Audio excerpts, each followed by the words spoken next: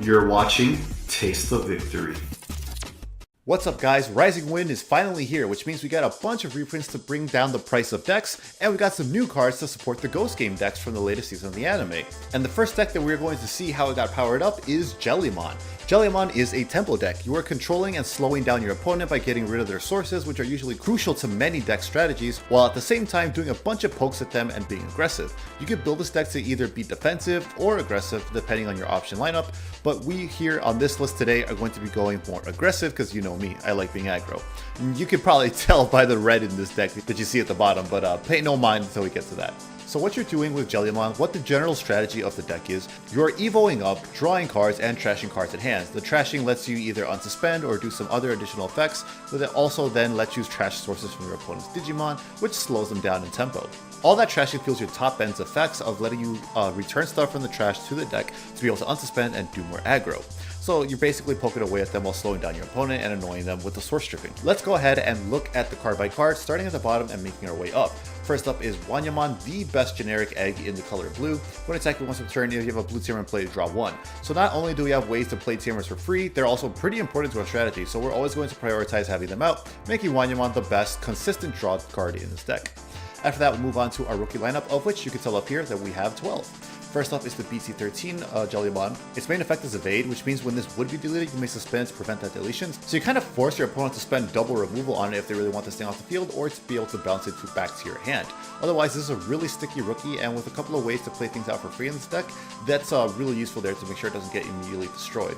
Its inheritable is also really nice. When attacking, trash the bottom Digivolution card of one of your opponent's Digimon, so that helps power up your other effects that involve trashing sources, which will eventually lead to removing those Digimon from the field, so we're maxing out on this one just because it's very useful. Then we have the promo Jellymon. Unfortunately, a bit pricey, but for good reason because it's a good card. No main effect, but it does have the inheritable when attacking once per turn. If you have a Kiyoshiro in play, draw one. We always love to see easy to meet conditions on draw effects to make sure we keep our hand size up with how much discarding we're going to be doing, so we're definitely going to be running that at 4. And finally, we have the new one introduced in the Rising Wind sets. 3 memory to hard slam, 0 Digivolve from a blue level 2, 1000 DP. On play, it searches the top 3 cards of your deck, and you get to add 1 Jellymon or 1 Kiyoshiro among them and bottom deck the rest. It's inheritable once per turn on your turn, when one of your effects trashes a card in your hand, gain 1 memory. So that inheritable is a very easy condition for us to meet, so we're going to be able to extend our plays pretty easily because of this Jellymon's inheritable, and getting more consistency by searching cards that we need is always useful. So that rounds up the rookie lineup. Let's go on to our champions. First up right away is the generic hybrids you're going to see in a lot of decks a lot of the times. This is Lanamon, probably one of the better generic hybrids that we have now over Ikakumon and Lobomon. This one digivolves for 0 from Calamarimon, but it doesn't matter since we don't run it in this deck. You may digivolve this card onto one of your blue Tamers as if it were a level 3 Digimon. When digivolving by placing a blue level 3 Digimon card from your hand as a bottom division card of one of your blue Digimon, this Digimon gains jamming for the turn, which is great because this lets you put Jellymon underneath it or something else as well. There's a lot of effects in this deck that require having a Jellymon in sources, so that helps power that up. And if not, you can just put the promo one underneath this Lanamon itself and get a free draw if you have Kiyoshiro out that turn. So, I mean, usually you're going to be saving these guys, the hybrids, to attack for game. You just need one more swing, so putting Jellymon underneath it for the draw might be a niche scenario, but if it can come up, it's good to have that option. After that, we have the TeslaJellymon from BT9. 5 memory to hard slam, 2 memory to digivolve from a blue level 3, 6000 DP, and then end of attack once per turn, you may trash 2 cards in your hand to unsuspend this Digimon. So that's great because it fuels up our effects that need 3 Jellymon or more in trash to return to the bottom of our deck. It lets us aggro, and paired with the card that we're going to see later in this profile, it lets you get a bunch of chip damage in pretty early if you want to go for that. Sometimes even go for game in the late game. It's a really strong champion. It fuels your strategies and lets you poke a lot, so that's one of the good key cards in there. After that, we have the new one introduced in Rising Wind. Same stats, except it has 5000 DP. When digivolving, if you don't have Kiyoshiro, you may play 1 from your hand without paying the cost, so that's awesome to get an early play starter going. And inheritable, when one of your effects trashes a card in your hand, gain 1 memory, so basically the same as the new Jellymon. Great, because once you get both of them in a stack, that's +2 just for doing your normal game plan, so very crucial that we max this one out. After that, we move on to our level 5 lineup, and it's all Thetismon. So there is quite a few of them printed in the game now, so we have a pretty varied lineup of all of them. First up, let's go over the one that's just a one of. This one is from BT10, 7000 DP, 7 to hard slam, 3 to digivolve from a blue level 4. When digivolving, if you have 6 or less cards in your hand, draw 2, which I personally like a lot to be able to refuel since you've been discarding a lot. But you also have a lot of draw, so it's not always going to go off. And then when attacking once per turn, you have 8 or more cards in your hand, you may trash 2 cards in your hand to unsuspend Digimon. So again, great early aggro, and sometimes even a good game ender if you pair this with the red plugin that we're going to get to later. The reason we are running this at 1 is because it literally has no inheritable, which is pretty crazy because the inheritables on the other Thetismon are really important to aggro at our higher top end. So that does hurt it a lot. You will often, not often, but like there's a healthy amount of times where you won't be getting the Wind Digivolving draw effect off because you already have too many cards in hand. So this is just a one-off for when it comes up to help you OTK. After that, we have the more important Thetismons. Let's go over this three of right here. This is from BT13. Same stats as before. It has a hand effect, which means you can use it from its hand. Main, if you have Kiyoshiro, by placing one TeslaJellymon from your hand as one of your Jellymon's bottom Digivolution cards, that Digimon can Digivolve into this Digimon for a Digivolution cost of 3, ignoring Digivolution requirements, which is really good because a lot of decks in this format can just blow up your stuff like nothing. Like Shine will just swing and blow up your whole board. Amphimon is always getting destruction on level 5s or lower off very easily. So being able to quickly rebuild fast into your Thetismon and then hopefully get back up into another level 6 is really important. Being able to skip all those levels only for 3 is a huge comeback tool that we need to have as an option. If you don't want to include the aggro Thetismon, you could totally just drop that and max that out at 4/4, but I do like having that option to aggro potentially when it comes up. Inheritable is end of attack once per turn by returning 3 cards with Jellymon in their text from your trash to the bottom of your deck in any order, unsuspend this Digimon. So that helps our level 6 aggro more and get a couple of those extra swings in, which is really cool, which is why we are running it. And then same inheritable on this Thetismon, which is really important to make sure we have that and you can aggro more, you know, swing a security 2 times or clear board and stuff like that. Its Wind Digivolving effect is really good as well. Again, same stats, but one Digivolving, you may trash up to 2 blue cards in your hand. For each one, you may trash any one Digivolution card on your opponent's Digimon Tamers. Then, until the end of your opponent's turn, one of your Digimon Tamers with no sources can't unsuspend. Or can't suspend, rather, so it can't attack, or a Tamer can't activate its effect if it requires it to suspend. This is really useful, especially in this format with Shine running around. You can stop their Marcuses from suspending, so the BT12 Marcus can't get a free Digivolution going. They reduce the number of swings they can do, because they rely on those checks to get lethal sometimes. So very, very useful there, especially under the Tamers, as they're all going to have like either no sources or 1 or 2 sources. So perfect number to be able to stun them there. And it also helps, like if you want to keep targeting a big stack, bringing it down to 0 to make sure you can bounce it with your Amphimon when we get to that. So fantastic card, we're going to run that at 4. And finally, we move on to the exciting part of most Digimon decks, to level 6s. We have Amphimon as our new card from Rising Wind. It's 12,000 DP, 12 the Hard Slam, 4 Digivolve from a blue level 5. When Digivolving, when attacking, you may trash up to 2 blue cards in your hand. For each one, trash any one Digivolution card under your opponent's Digimon or Tamers. Then you may return one of your opponent's Digimon with no Digivolution cards to the bottom of their deck. Really great. Strong removal, first of all, because you have a lot of ways on the climb up to remove sources as well. And then it says it's to the bottom. Bottom is great because they can't recover it from trash or anything. There's no direct searching in deck, so it's going to take a long time for them to be able to see it again, if ever you aim to end the game before they get to the bottom of their deck. So it's really good removal, probably the best in Digimon right now. And then all turns, once per turn, one of your blue Digimon in play will be deleted by returning 3 cards of Jellymon in the text when you trash to the bottom of the deck in any order, prevents deletion. We love to see protection, especially in a format like this. Unfortunately, it doesn't get around like bouncing and stuff like that because it doesn't say when it would leave the field, it just says when it will be deleted, so either by effect or by battle, but having any protection at all is a godsend. After that, for our level 6 lineup, we do have a spicy tech here, which is one Kazuhamon. Apparently I'm pronouncing this wrong, someone please tell me how to say it, but it's only 11,000 DP. It can also teach you all from a yellow level 5, but we don't care about that. This card is also treated as having Sukuyamon in its name, and when Digivolving, you may use an option card with a cost of 5 or less in your hand without paying the cost.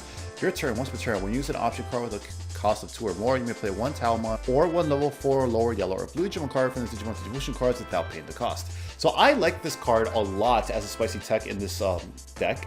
I think it synergizes very well. You get to play a lot of really good options for free in this deck.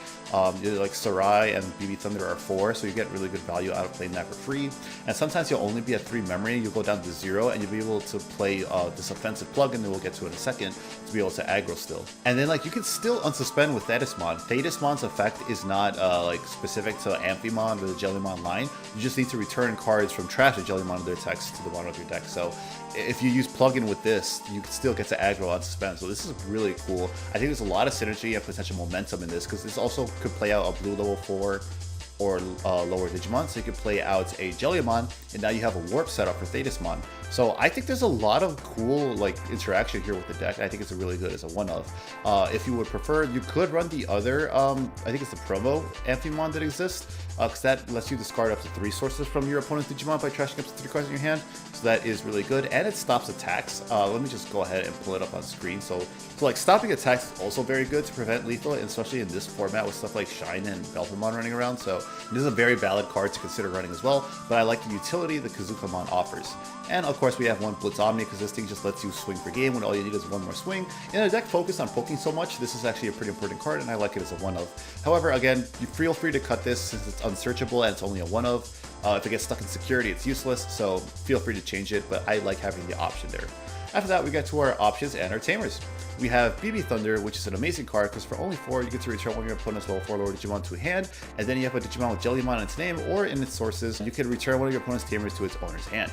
If you activate this in security, it gets to do the main effect completely for free. And again, you could do this for free with Kazukamon, or you can pay the cost. I think it's a very good utility, especially in this format with Shine. Like, bounce those Marcuses, get them out of here, don't let them swing. We have one Sourai.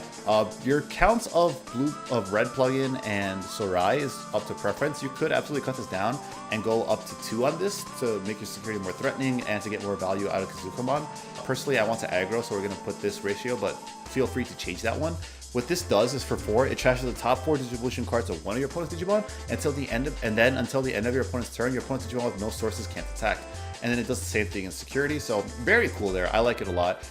With all the other source trashing you were doing, this could very much stun your opponent's board entirely. And against things that go wide, this is the death sentence. So it's a great card there. And it's going to be a meta call for you how much you run this at. Blue Memory Boost, pretty self-explanatory. It's consistency and extends your plays. And the spicy tech here, offensive plugin A. For only 2, you can ignore color requirements if you have a tamer, so we don't care that we don't have any red sources. Main, one of your Digimon gains security attack +1 for the turn, and that's it. But it's a very easy to use generic security attack +1, and with our restanding, this adds up fast.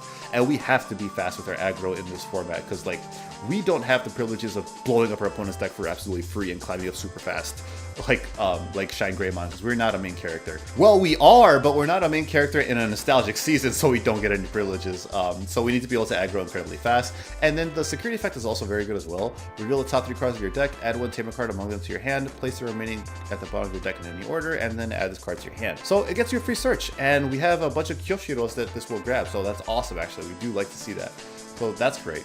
Just a spicy tech there. You could absolutely just cut this entirely if you want for Sourai and stuff, but I think it's very useful, especially since I want to go more aggro. And finally, it's just the homeboy. We have the one from BT9, because it is 4 cost, it's a memory tamer. Important to make sure you get some plays going. When you attack with the Digimon that's Jellymon in its name, or is level 5 or higher, if you have 7 or few cards, you can suspend this to draw 1. Great to keep up your hand size. You only need 2, because once you see it, that's it. Once you see it, you don't really need another, because like the main thing you want it for is the memory setting. And you're usually gonna have too much in hand to trigger this, so like once you trigger it once, you're good, you're set. So only 2 of that. We have 3 of the promo one. Your turn, when you attack with a Digimon that has Jellymon and its Digivolution cards, you may suspend this tamer to have that Digimon gain jamming. And all the tamers play themselves from security for free. This is really important because we're going to be aggroing with stuff that are like level 4s, so it's really important that they have jamming so we don't get deleted. So that's a really good card, which is why I personally want to see it at 3, because this is only giving it to one Digimon, so I actually don't feel bad getting multiple of these out, because if we're attacking with multiple stacks, we could give them all jamming. We'd never have to worry about our stuff getting deleted unless there's like a removal option security, so I like it at 3. And then we have the new one introduced in RB1 with the sick coat.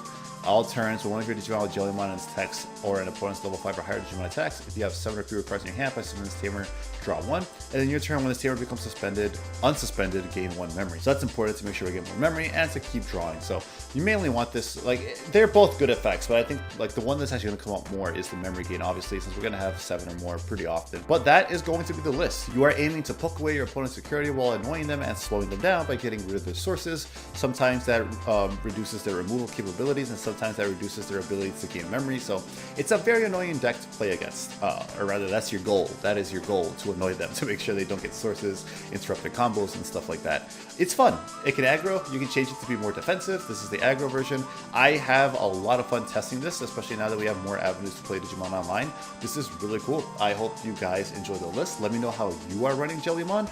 If you have seen any success with it at locals, what you are running differently, I would love to hear all your opinions on it. But that's going to be the list, guys. I'll see you in the next video, and until then, remember to stay hungry until you get a taste of victory.